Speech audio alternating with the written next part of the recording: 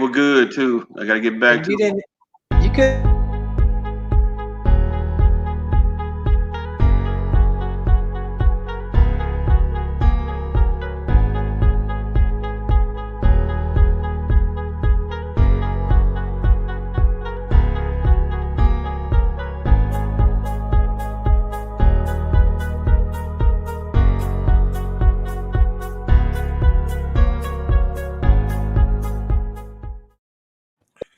All right, welcome to Knowledge is Power. We are on our Tuesday evening, and my special guest this evening is the Beaumont Independent School District School Board members, and it's so good to have you guys with me this evening.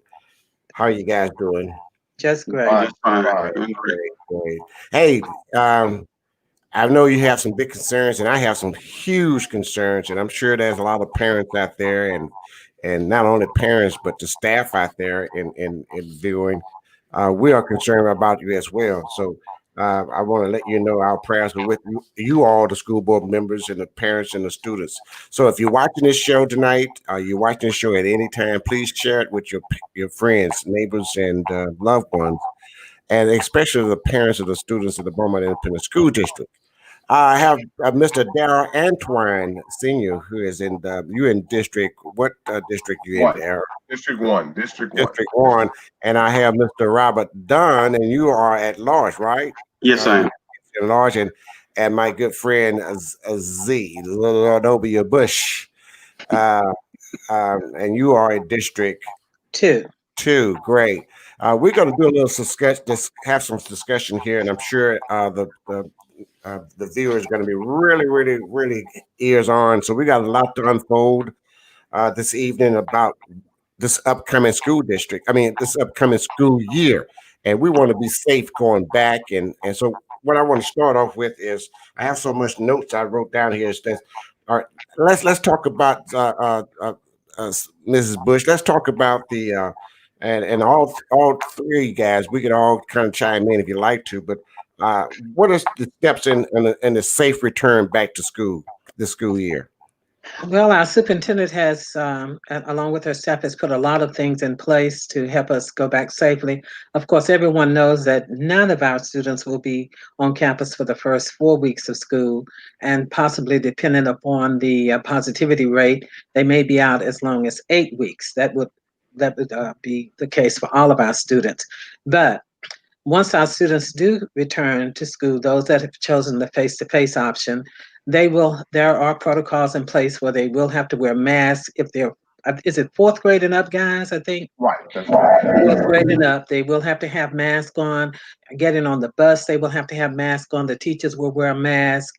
They'll be bringing lunches directly to the classrooms so that the children won't be accumulating in the cafeteria. And it's going to be a little tough because children love to touch and be around each other. So that's of course a primary concern, and one that teachers will have to and administrators will have to watch carefully.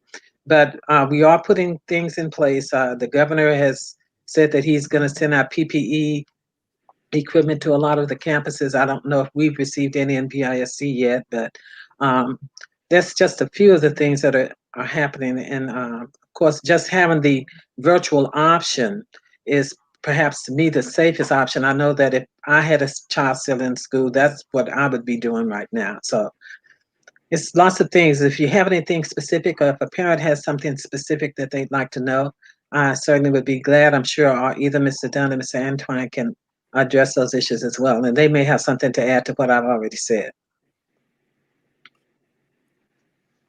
Well, we got my only concern here is the level of positivity rate that we have here in the community right now. I think it should be a little bit lower. So we're going to watch that and see if that decreases before we make a decision about those other 4 weeks. We were trying to cover the bases of everybody, and it's difficult because we got parents that have to go to work. We got single parents that can't stay at home with their kids. So we're trying to cover the bases of everybody. and make sure that we can just do the best we can. And I know that's difficult. So um, we just gonna pray that we can cover as many bases as we can. Mr. Antwine, you'd like to add in on that?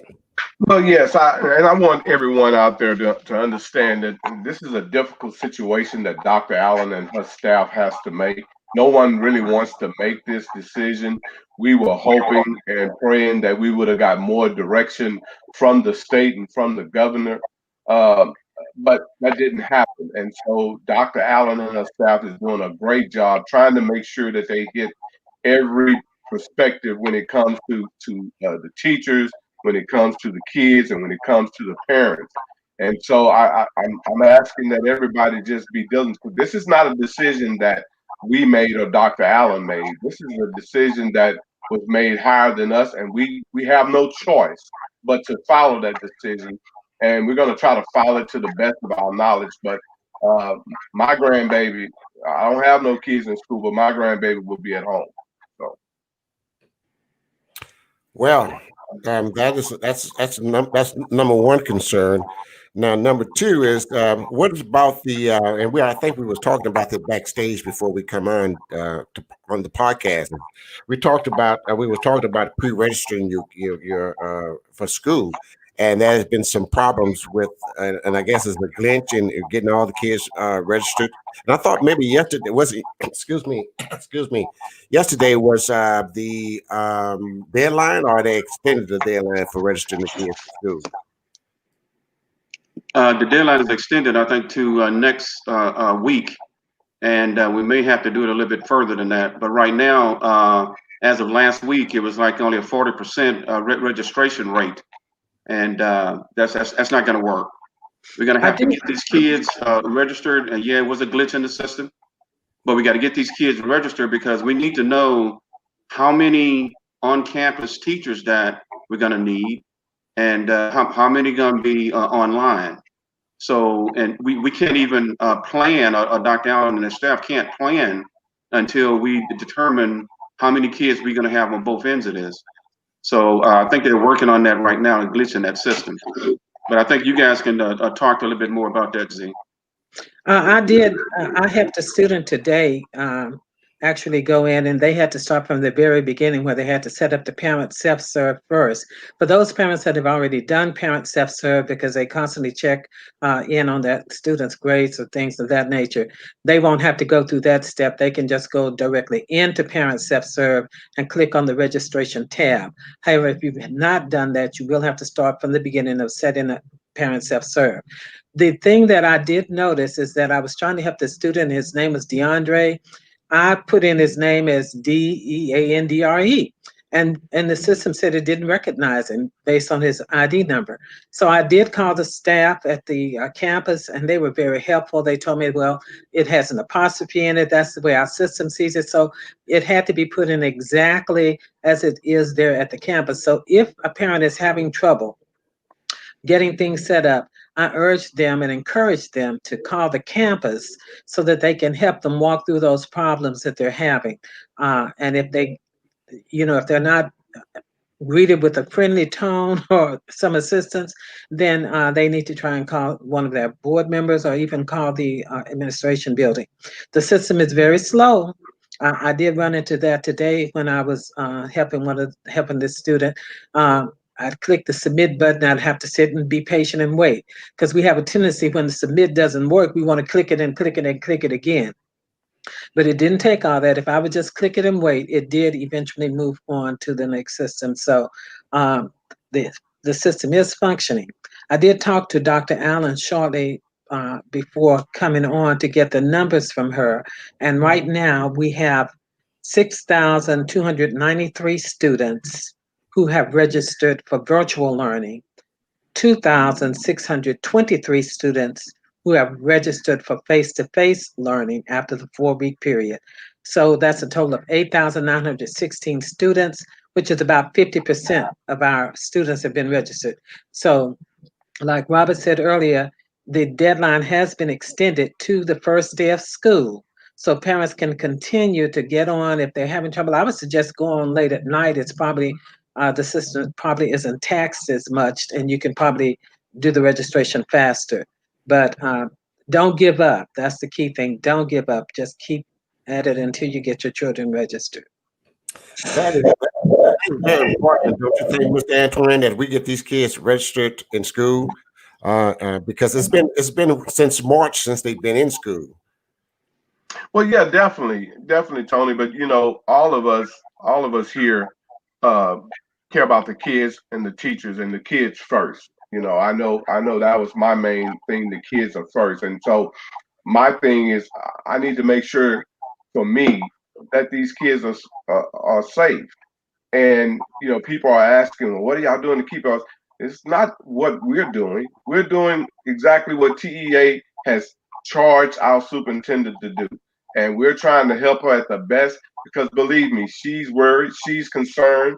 But that's why I tell everybody, listen, guys, if you have a problem, we need you to call Joe Desertel. We need you to call the TEA. We need you to complain to them because believe me, if it was left up to Dr. Allen,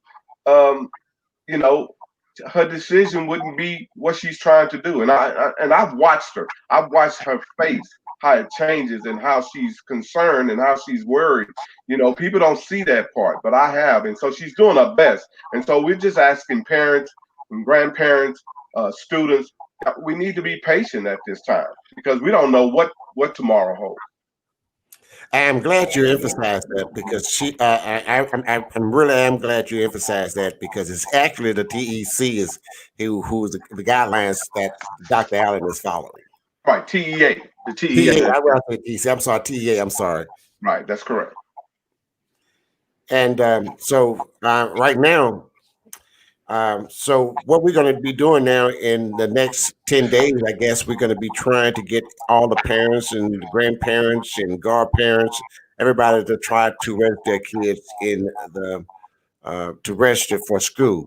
But before let me say one other thing too. I'm sorry. We said Z, just seconds. I think your mic is a little high. I'm hearing it. There we go. That were you. No. Okay, go ahead, Z. I'm sorry. There's one other thing I forgot to mention too. When we called the campus to ask if the student could just come down there to register, we were told emphatically, no. They are trying to keep parents away from the campus. And I guess in light of COVID, I can understand that. So parents need to understand that it is an online process. They're going to have to do it online. They cannot go to the campus to register or pre-register those students. So everyone get with someone. You can even do it over your phone if you have a smartphone, but you will not be able to do it at the campus. So everything has to be everything. I'm hearing a reverb. You think it's me? Yeah. All right, let's see here. Okay. All right. Now you think everything has to be done online, correct? Yes. Yeah. Okay. I guess that was me, right? Okay. Yes. All right. Okay. So now that we've gotten that out the way, let's talk about the safety of the staff, teachers. That's important too. I know we talked about the kids. That kids are important, but hey, we've got staff members that my age, underlying illness and things like that. Well, I don't think we got none that old, Tony. But, the ones that we do have, some of them have underlying illnesses, and it is a concern throughout the nation. We got a lot of teachers that are deciding to just go ahead and retire because this is serious, and a lot of folks out there are not taking this pandemic serious. We are concerned about our staff and our teachers because we have some elderly ones in there, and we need to know which ones that we're going to have at the school and which ones we're going to be having online. And so that's why it's vitally important that this next week or so that we can go ahead and get as many kids registered as possible, hopefully all of them, so that we can determine how many we're going to have on each end of this. But I can understand that there are concerns, and it's been in the news lately. It's not just here locally, it's throughout the nation. And teachers are going on strike and just decide that they're not going to do this. because we are mandated to start these schools. And I know a lot of people think that it should be pushed back until October. But like Darrell was saying, we get our instructions from the governor and TEA, and it hasn't been too many instructions on what to do. So we're kind of like having to work with the superintendent to see how safe we can be and accommodate everybody. Because we got a lot of, I was talking earlier about single parents and elderly parents and grandparents taking care of kids. And one of the concerns is that the teachers have is getting sick from one of these kids that has been said that kids really probably not going to get sick, and that's not true. That's not true at all. Kids can be the carriers also and bring it home. So I have a concern with kids maintaining these masks on, because you know how children are. And so I'm really concerned about our teachers and our staff members because the coronavirus does not care. It doesn't care if you're old or young. I've actually went through this process of having it, and it is horrible. A lot of young people are dying. A lot of healthy people are dying. So our concern is to see if we can protect all of our staff and all of our kids. So that's my major concern right now. Let me say one other thing. I thought it was so profound, and it's so simple, but it's so true. The president of the Texas State Teachers Association made the statement that even though it's back to school time as far as the calendar is concerned, Right. the problem is that the pandemic isn't following any type of calendar. It doesn't, you know, and so people, just because it's school time, the pandemic isn't going to take a break and say, oh, well, let me back off. It's school time. So we cannot hide our heads in the sand and pretend that it's going to go away just because we don't want it to be here, which I think has been the problem with leadership in this country, is that I'll just act like it doesn't exist. And that way it's not a big problem. We're handling it well. And we know that that clearly is not the case. And one other thing I'd like to add is that I think the problem is not so much that the governor is giving direction, it's the fact that he's not giving direction. He's allowing districts to make individual decisions. And thankfully, we have a superintendent in place and a board in place that is looking out for the welfare of our students and delaying this process and making everyone be online for a certain period of time. But there are other districts where students have already gone back to the classroom. Right. And my fear is that we're going to see a surge in numbers in those districts. And I don't want it to be that we learn from that. Everybody needs to just start off recognizing that the pandemic is not on a school calendar year. Yes. Yeah, I kind of agree. I definitely, not kind of, I definitely agree with Z, because, you know, we're going to have bus drivers, we're going to have monitors that's going to be watching over the kids. Kids don't like keeping. So let me say this from Darrell Antwine point of view and not Darrell Antwine, the school board member. My concern is that we're dealing with a government that's ready to get the United States back to working. And so they feel that if we get kids back in school, we're on the track. And we got governors that's in line with that. But here's a little scenario for everybody to look at. Why isn't the governor's mansion open? If it's safe for our kids and our teachers, why isn't the governor's mansion open? Matter of fact, why isn't the Capitol open so that we can go visit? So if you can't open them things to visit, now you leave it up to the school board and the superintendents to make a place for our kids to go, and bus drivers and monitors to go and handle the kids. And we know that the kids need to be taught. And Robert made a statement earlier that, you know, it's going to hurt single parents. But we need our parents to understand that we're going to do the best we can with what has been given to us. And if I got to keep saying it, if they're not happy with that, then we need to make sure that Governor Abbott knows we're not happy with that, because the only thing we can do is exactly what they mandated. It's amazing how, if you look at the TEA mandate, you know, if you read it well, it tells you in there that, hey, we really can't do this, but we're going to leave it up to the school board. Because you think about it, at first, they were making the decisions. Now it has come out through the Texas Municipal League that the governor, Abbott, said that that law is constitutionally for the school board to make. So now it's not in their hands anymore. Something happened to a kid, they can say, oh, but that was for the school board. You understand what I'm saying? So that's why I'm speaking from a grandparent and not a school board member, because basically what has happened is that they know this thing is not going to work. You know, one thing we need to remember, this is God controlling this pandemic. And when the only way it's going to stop is when this government stop lying to the people and get back on top where we need to be. And then God will dismiss the pandemic when He ready. I don't want to talk too much, but people need to be aware of what's happening. Last month, we had the National Guard doing the testing. We was getting tests back 3-5 days. They turned around and moved the National Guard out, and they went to privately owned. Now it's taking 3 weeks. Why? Because they want the numbers to come down so they can say the numbers are going down and we in a turn. That don't mean the numbers are going down because it's taking 3 weeks for them to come back. So, I mean, everybody just needs to open their eyes up. But at the same time, we're back to the school board part. We're asking you guys to be patient and speak out and help us make the decision that's going to best suit this whole district. Because I know that's what Dr. Allen is trying to do with every teacher, every kid, every bus monitor, every bus driver, every secretary. And I'm going to be honest with you. I'm scared. I don't go nowhere. Period. Me and my wife, we hear it out, and that's it. So that's my take as Darrell Antwine Sr. I have a word, Tony, for the community out there.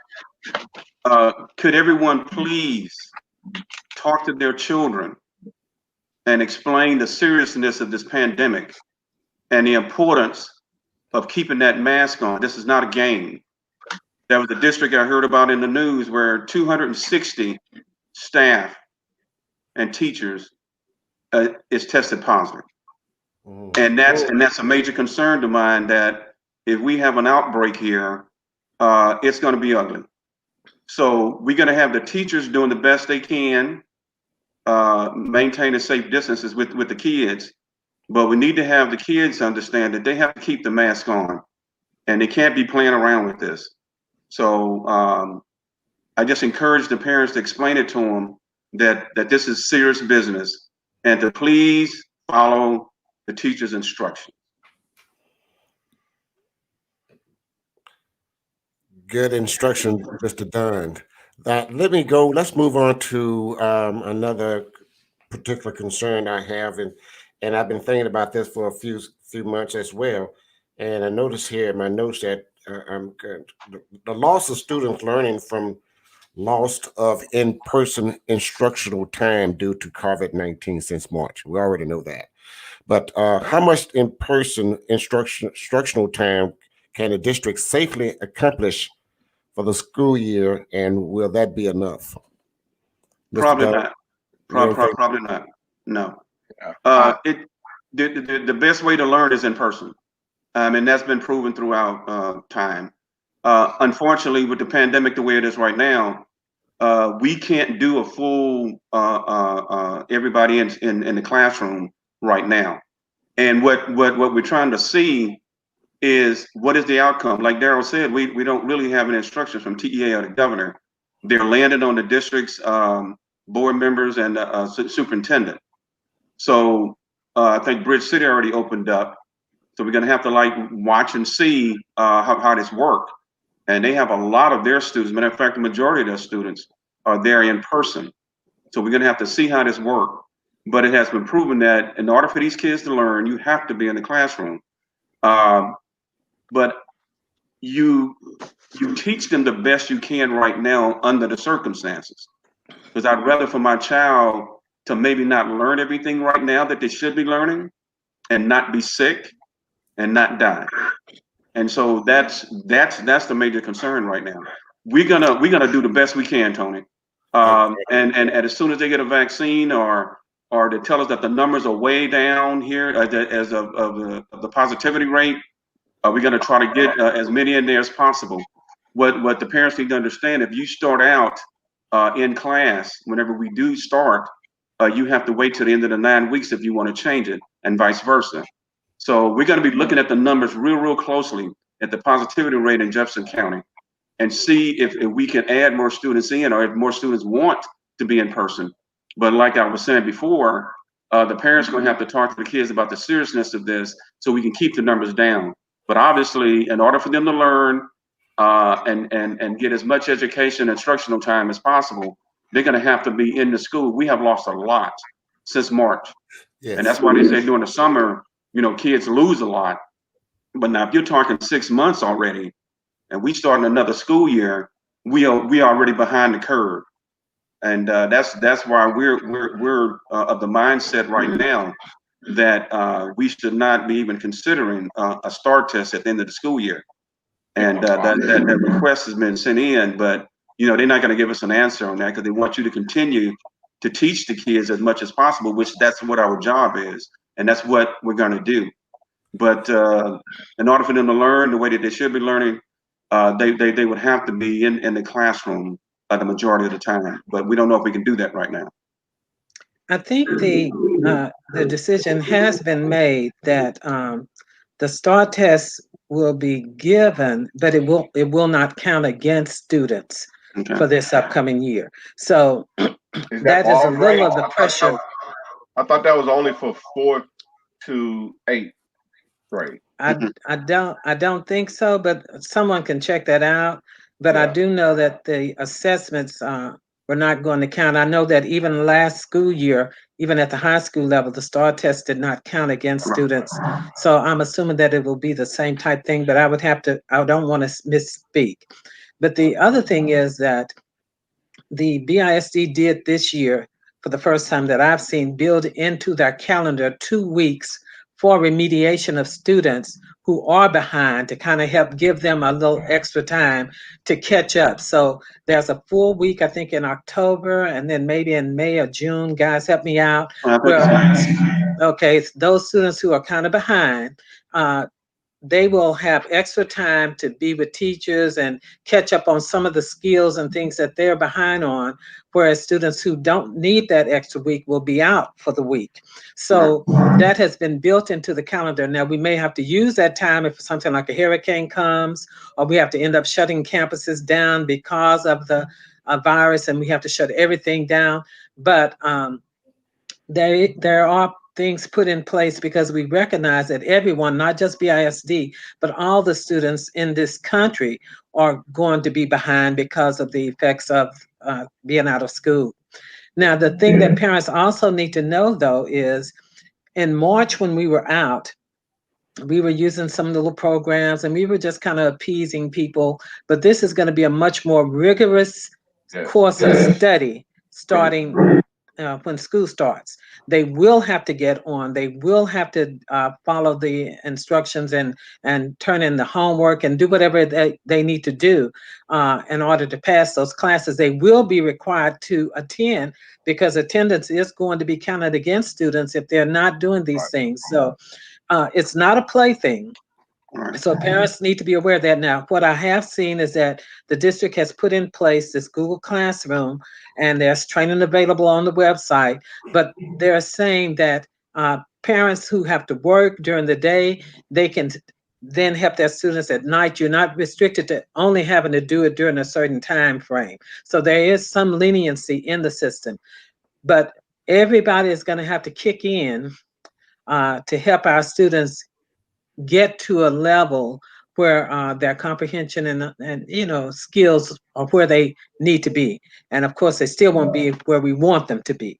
So I agree with that, because that's something we should be doing anyway. Even during the summer, we should be with the grandkids and the kids, making them read, because like Z said, this year is going to be rigorous because it's a time thing. We have to have so much time per child. So it's going to be different than it was in the spring. Well, is it a possibility? Now, I don't know. I'm not in the school district, and I don't know too much about the schools and how it's run and all that good stuff. But I want to know, and I'm curious, just like anybody else. Uh, well, is it a possibility of losing federal funds or state funds if the district can't fully comply with the state mandates? As of right now, uh, if you look at the TEA last writings, that yeah, we can lose funding if we don't. So say we just decide as a board to say we're gonna close school, which we can't, we lose funding, Right. and so we have to abide by what TEA puts out if we want to get the funding that's due for each kid. So yes. Yes. Okay, well, now, uh, when you so have you ever thought, have the district ever discussed how much time that they're going to need to have? Now, I heard Mr. Dunn says that first 9 weeks they have an option. After the 9 weeks, they can go back into in-student instructional, or they can stay online. Right. Right. Is that right? Okay. That's correct. Now, here's another thing I'm going to ask, and all three of y'all, well, it doesn't take much. Are the face masks going to be mandatory? Yes. Yeah. For Yes. certain grades, Mhm. Right. For fourth and above, I think. 4th and above, Right. and everyone riding a bus. But K Right. through 3, Yeah. they're not mandating. They're suggesting, highly suggesting that they wear a mask, but it is not mandated for K through 3. That's correct. And when Okay. and understand, Tony, when Z say mandated, that's coming from TEA. That's not the school board or Dr. Allen. So, That's okay. I want the viewers to understand that, and the parents and the students and the onlookers and the grappers. The mask is coming from TEA, not from Beaumont Independent School District, or the board, or the superintendent. It is coming from TEA. Correct. We get so many side talk and everybody want to get all these keyboard attorneys around here. I want you to understand they are being instructed by the TEA on what And if to you do. look, Tony, if everyone is looking at the news, the CDC is recommending strongly that correct. everybody wear a mask. They even said if we could just close things down for 2 weeks, we could get this thing under control. If everybody, 95% of people, just wear the mask Mhm. and social distance and wash their hands, we could get control of this. But you got a lot of folk out there that don't believe that this is real. Some folks don't want to wear masks. You can walk around town or drive around town and see people not wearing masks. But in the school, we cannot afford to have an outbreak. Because if we have an outbreak, it's going to spread like wildfire through the schools, and we are going to have to shut it down. And that will affect our money. The state is mandating that we send these kids back to school, but the state is not taking any responsibility for this if something happens. That's on the school board and the superintendent. So that's why I was saying we have to encourage our children to wear these masks. I mean, it's not like we're one saying wearing a mask. It's coming from CDC also. So it is vitally important that everybody wears a mask, even though that didn't come from us. All right. Anyone want to add on to that? Let's move on to our little show. Hey, we are almost at we are at the halfway mark of our podcast, and I like to stop it for a quick minute to let the audience know that coming Thursday, my roundtable special we have every first Thursday of each month, and we're going to be live at 8:00 on this Thursday coming on Let's Just Power Podcast Live. Where us local guys are sitting around and we're talking about the local issues and concerns in the city of Beaumont, Texas, or Southeast Texas. And those who like to join in, please, if you'd like to join in, text me your email address and I will send you a link to the show and you can jump in on with us and discuss some of the local issues that we are having. You're free to join. So, and on Sunday, I'm going to have the superintendent of Port Arthur, Dr. Portier, and also the Beaumont Independent School District Superintendent, Dr. Allen. They were going to be joining me on this Sunday coming at 7:00 knowledge is power. Okay, now we're going to get back into our podcast with the board members of the ISD, and we are talking about our concerns about our school district, our children, and our teachers and staffs and bus drivers, maintenance people. We talk about everybody. We're concerned about them, and we want to make sure that we are being cautious about what we're doing and making it safe for them to return back to this fall season. Now, I had a question here of those that are returning to school. What about the lunch, the free? Where is it? How the kids will be fed for breakfast and lunch? We're going to have that program still going on, in the district, or that's going to be eliminated because we don't know how many students that's going to be on. That's going to be in student in the school, right? Yeah, well, funding has been given for all students. If we come up with 18,000, then that's what we're going to feed. And I'm quite sure Dr. Allen has that in her plan on how her and her staff is going to do it. And we right there with her. So yeah, the funding has been given, and each child will be fed. Yes. Well, thank you, brother Antwine. And I'm looking at some of the notes here. Let me say, go ahead. I was just going to say one more thing too. Mm-hmm. Parents need to also be aware that even if your student decides to do the virtual learning, you will still be able to pick up lunches and at the campus. So that will help some for those students that typically depend on that lunch meal. That will still be available at the campus. I would ask everyone to please go to the BISD website, and there is all the details of the return to school is on that site. The 2021 it's a PowerPoint presentation. It gives all this information that we're talking about today, and it gives it in more detail so that everyone will be aware of all of the options that have been put in place. But I do know that feeding students, even that are not attending daily, is one of the things that Dr. Allen and her staff are making sure is available. Okay. Boy, this is going to be a good one here. It's going to be a good question here. And I was just thinking as we was going along is that what if a student become ill with the coronavirus and their parents is a single parent and they have to go home, I guess with 10 days to quarantine or what if there's no, what options they're going to be able to have because there's no daycare or nowhere to, what I don't know what to do in that situation. What would the district recommend? Because a single parent is not going to be at home with that child, and that's a question. Well, I don't know. I guess it's because that's a question that this is something that happens all the time. Someone gets sick and you have to go home. Right. Yeah, they have to go home. Yeah, but that's when the village. We talk about a village needs to be involved with raising children. Yes. It would be if a child got sick with any other thing, if they got sick with the flu or whatever it is. The district can't be responsible for, although we would love to be able to pay for daycare and all of that, we can't. And so that's one of those things that a parent will have to work with other parents or relatives and everything to make sure that someone is available to take care of that child. So, it's like parents that have to work, but they still don't want to send their child to school, and they're going to stay home for the virtual learning. They may have to go to aunt's house or granny's house or wherever.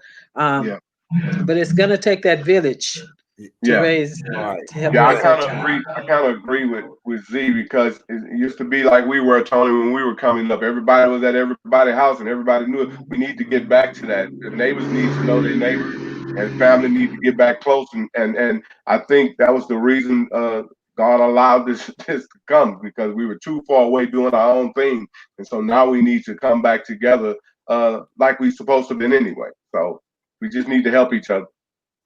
That's great. Boom, I hit myself in the head with that. Why would I ask a stupid question like that? I wasn't thinking of it. Hey, now, here's another one I have about the schools. Are we going to have testings at the school? Or are we going to have each classroom will have a temperature gun? How are we going to know who who is sick or who be carrying the virus? I mean, how do we going to know this during the school? Because that's a lot of kids that's going to be attending school together. Well, that's a plan. That's a question you can ask Dr. Allen on Sunday. I don't want to say the wrong write thing. that down right now. I'm going to ask that. Yeah, please write that down. Make sure you ask Dr. Allen, but Z may have something. Well, the only thing I was going to say is that we have been told that we don't have to do temperature checks, which I think is kind of wrong. I think you ought to be scanning everybody as they walk in the door. But that's the direction that TEA kind of led people to do. And it may change going forward. But one of the things that's going to help us a little bit is that at the high school level, all of the students are not going to be on, all of those that choose face-to-face, they're not going to be on the campus on the same days. So if my name is from A to L, I might go on Monday, Wednesday, Friday this week, and then next week, Tuesday, Thursday. So that way you'll only have half of the students who are face-to-face at the high school level on campus at a time. So that will help some. So I didn't mention that earlier, but I want to make sure that parents of high school students know that they will not be on the campus every day if they choose the face-to-face learning. I did not know that. Yes. I did not know that. I'm sure plenty of them that do not know that. That's why it's important to get online and read that plan that's out there. Yeah. So if I want you to repeat that again, Ms. Zenobia, I want you to repeat that because listeners, they hear what they want to hear. Let's repeat that on what the attendance of the schools. Go ahead, Ms. Okay, for high school students, they will not attend, those that choose face-to-face will not attend Monday through Friday. 1 week they may go Monday, Wednesday, Friday, and then the next week, Tuesday, Thursday. So high school students that choose face-to-face learning will not be on the campus 5 days a week. Did I repeat that correctly? Yeah, you got it. Just fine. Just fine. Now, when we talk about testing, what if a child has to go home? No. And I want you to make sure you emphasize this before I ask that next question, is making sure that the parents know that if their child is not feeling well, do not send them to school. Right. Correct. Yes, please. And if they get to school and they start feeling poorly, they will be placed into an isolated area until someone can pick them up. So they'll have some area reserved on the campus to place those students in until a parent can pick them up. They won't just sit in the nurse's office with people that are coming in because they scraped the knee or whatever. There will be isolation for those students. And I guess teachers as well that may get to feeling poorly. That, of course, they can go home, but that is a good question to talk to Dr. Allen about on Sunday. Oh, I will. Yes, sir. Now let's change the subject a little bit since we covered. I think we've covered a little bit of everything about the concerns about everybody going back to school, and I want everybody to be safe and well taken care of when they get back to school. I want to talk about a certain thing, certain topic that I had an issue with, not really an issue with, but I've noticed it and I like to address it, and maybe you guys can answer me, or maybe you can. There's two things I want to ask about, and I noticed the last time I was at Beaumont United, and I happened to be walking in the hallways and noticed that the colors and of the school is still painted blue and gold. And I'm bringing that question up because it should be addressed, because it could affect some of the students that's there that went to one of the other schools that merged with that school. And my question is, why haven't that been corrected? Darrell, you want to take that one? Yes, please. Well, Tony, because we started a committee, me and Mr. Dunn is on that committee, Coach Graham, Mr. Jackson, and Coach Peavy. We're looking at all the schools because remember now, if you guys can remember, the Board of Managers made that promise to the community when they merged the school.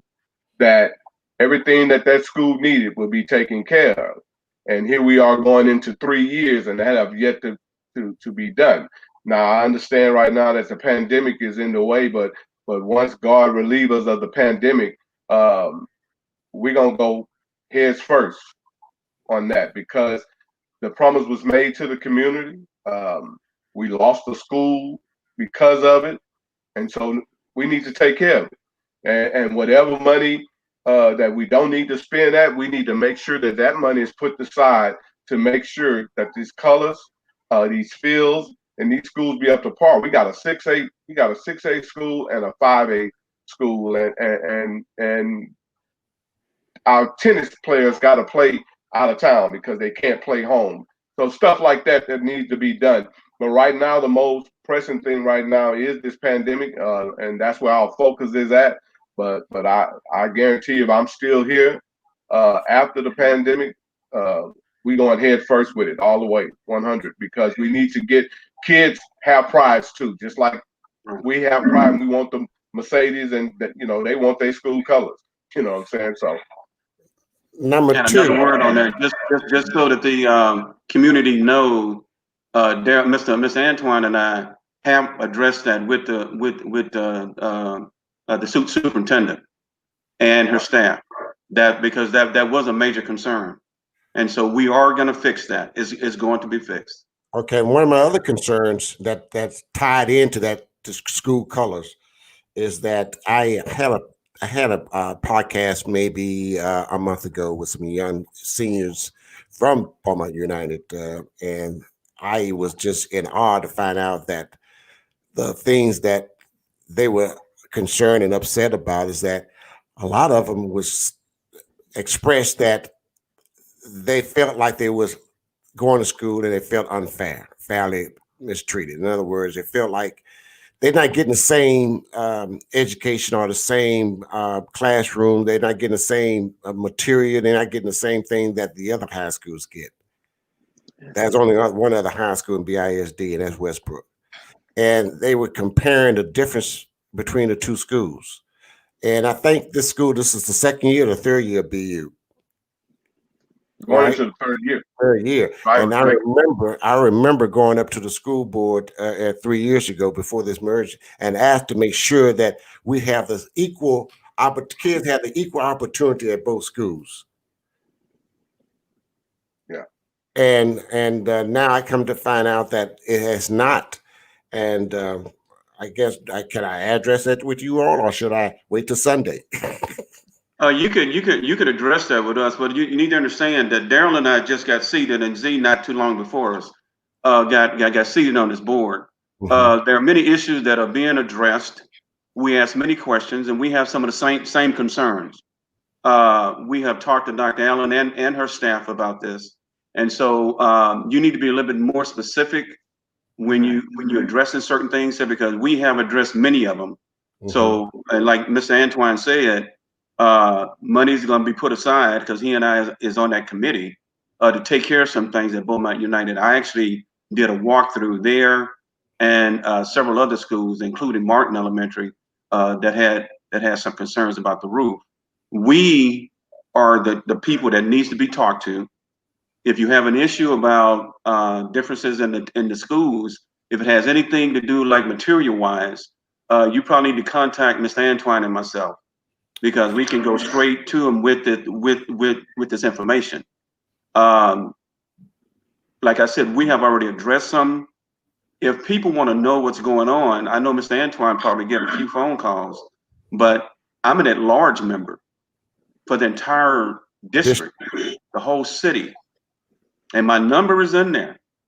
I only get a couple complaints, but if there's some concerns that you have gone through the district and you can't get an answer, call me.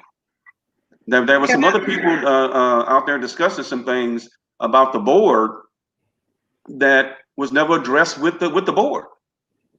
So if you don't bring it to our attention, I'm not on campuses every day. Mr. Antwine has been around to many different campuses and looked at certain things that need to be addressed, and we have brought it to the board meeting to address it with the superintendent. So what I'm saying, Tony, is that you need to be a little bit more specific about it and make sure that he and I are aware of it so that we can bring it to the superintendent. Can I add something to that? Yes. I'm sorry to hear that there are students who feel that the other high school gets more than they get, because as far as the board is concerned, we do provide equitably to our campuses the things that they need. Now, here's what the difference may be. Anyone can make donations to a specific campus. Right. And I get a board book report every month of donations that are made at each campus. And anyone can go on the district website, go to the board book, look in it, and you can see donations that are made. The other campuses, Westbrook High School gets donations that more than quadruple what is being made to Beaumont United, because they have patrons, they have parents who who fortunately have a lot of more income, and it's not a race thing. It's a financial, it's an equity thing as far as finances, and so the district cannot provide perhaps a new tennis rackets for everyone, but a parent over at Westbrook may be able to donate that. So we're not trying to discourage anyone from donating, but we need to make sure that parents understand that there are donations that are made specifically to a campus, which may make it seem unfair, but you can't mandate to a parent where to give their money. And certainly if I have a student that goes to Westbrook and I have the funds, I'm going to donate my money to Westbrook. And so Beaumont United parents, they need to come up, and those that can donate even just a little bit, they can make donations directly to the campus. So that's something I think our community is not aware of, is that the campuses do take donations. And so we can ask more parents to start doing things to help in those campuses where they do not receive the same amount of funds and donations.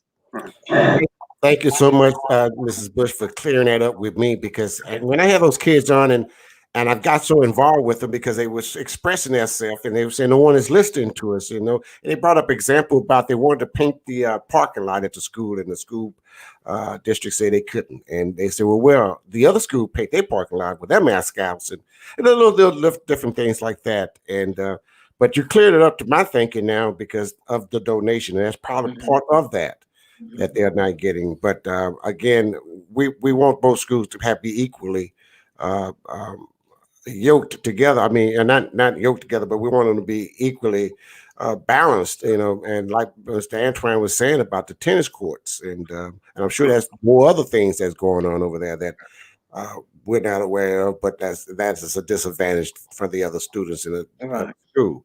But I understand that. But I've got one more, and I'm going to go to the questions from the comments from our audience, and I'm going to ask another question. And that's not a question. I want to ask, how can we come together to furnish sidewalks for the students that's walking to school at BU? That's the only school in Beaumont that does not have a sidewalk and we're talking about, I've talked to the city, a couple of city councils here in Beaumont, and I was told that they would go half and half with the school district to put sidewalks from one side of the campus all the way to the other side of the campus driveway. Do y'all know anything about that? Well, first of all, sidewalks, I don't understand why they would want to go half with the school district. Sidewalks are a city. I didn't understand it either. Once you get inside the school district gates, because see, we had this discussion before I got on the board when I asked them to fix the road from Sarah all the way to Fournette, and they say, well, that belongs to the school district. You guys would have to do it, so the city wouldn't jump in. But sidewalks is the city, and I think that's Robin Mouton area. I think what needs to happen is the parents. The parents need to address the city council. Like they're addressing us with the complaints. They need to address the city council and let them know. And I'm thinking that Mr. Hayes and some of those city council members wouldn't mind putting sidewalks for the kids. Now, come on, I mean, sidewalk for the kids. Yeah, with sidewalks, right? Yeah. Think about it. The school is on an expressway, and with a speed limit of 45, 50 miles an hour. And these kids are walking in the grass, in the dirt, in the mud to get to school from 4th Street all the way around.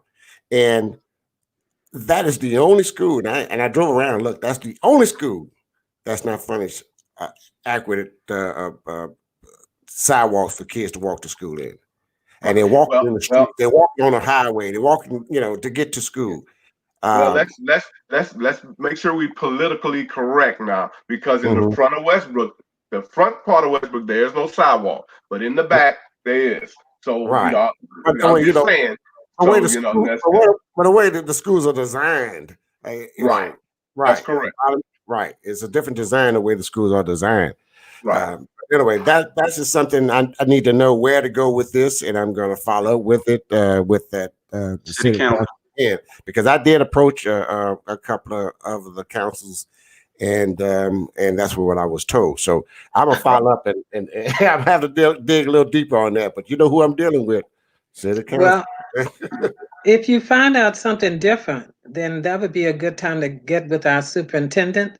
Because realize that as 3 board members, we can't make any decisions here. We can only discuss what we already know. But I would say that if you find that the school district is supposed to have some part in that, then get with the superintendent. But I would be very surprised if the district was responsible for sidewalks that lead down 4th Street. And look, I went to Hebert High School, so you know how many years ago that was, and we didn't have sidewalks then. Okay, we just ran in the grass and whatever. That's right. But of course, just because we did it doesn't mean that we don't want it better for our kids. Right. We're still it's still the same situation. Yes. It's still the same. We're talking 50 years later, 90 years. I mean, I'm sorry. Come on, take your questions. Oh boy, I had to get that in. Guys, I really appreciate you all. We've kind of our time is potted up, and I want to ask one more question, and I'm gonna jab this one in here right quick. And one of the questions the kids was telling me on that podcast that they did not have Black history, African American history in the schools. Yeah. And I want to know if there's an opportunity that we can welcome that in our schools. Because when Z was in school, I was going to say when I was in school, but when Z was in school, that we read hand-me-down books. We read false history, Yeah, me too. And we read lies about our history. We're just not finding out about our history. But I think today in 2020, we should have some type of African American history. I agree with you. Yes. Pose it to your superintendent on Sunday. I've got that. Well, put that down for the superintendent. First of all, I want to say thank you to Miss Christina McCullough, because she addressed the board on that. Right. And if I'm not mistaken, we are going to have African American history this fall, if I'm not mistaken. But check with the superintendent on that. But yes, there are people that are interested in making sure that we do have it, and I'm hoping that we can get it from the junior high all the way up to the high school, even a little bit in elementary, because we need it. We learn about history, our history, Black African history every day. And I've been in the studies for about 15, 20 years of it. And I was surprised that a lot of us don't know our history. We don't know because it was hidden from us, and it's so good to read about it now today. So I'm going to tell my audience now, they understand, my viewers, that there's 2 Knowledge is Power podcast pages on Facebook, and one of them is basically about African history and wealth and health. So you join those pages and join the learning of it and our history. But again, thank you so much for watching tonight, and whenever you do, please share it with your friends, neighbors, neighbors and loved ones and all. I mean, just share it, because we have parents all over. We have single parents and we have parents that don't have Wi-Fi where the kids can watch this. They're gonna only be able to watch it on at work or on someone else's phone. So please share it and this conversation that we had with the school board members of Beaumont Independent School District. And I thank you, Mr. Dunn and Mr. Antwine and Miss Zenobia Bush. I really appreciate you all coming on and expressing and sharing the information that you have shared with us this evening. And again, folks, next Sunday, I would have Dr. Potier and Dr. Allen from the Beaumont Independent School District and respectively the Port Arthur Independent School District next Sunday at 7:30. Come see us, come be with us. And thank you again, everybody, for joining us. Love you. God bless you. Bye-bye. God bless.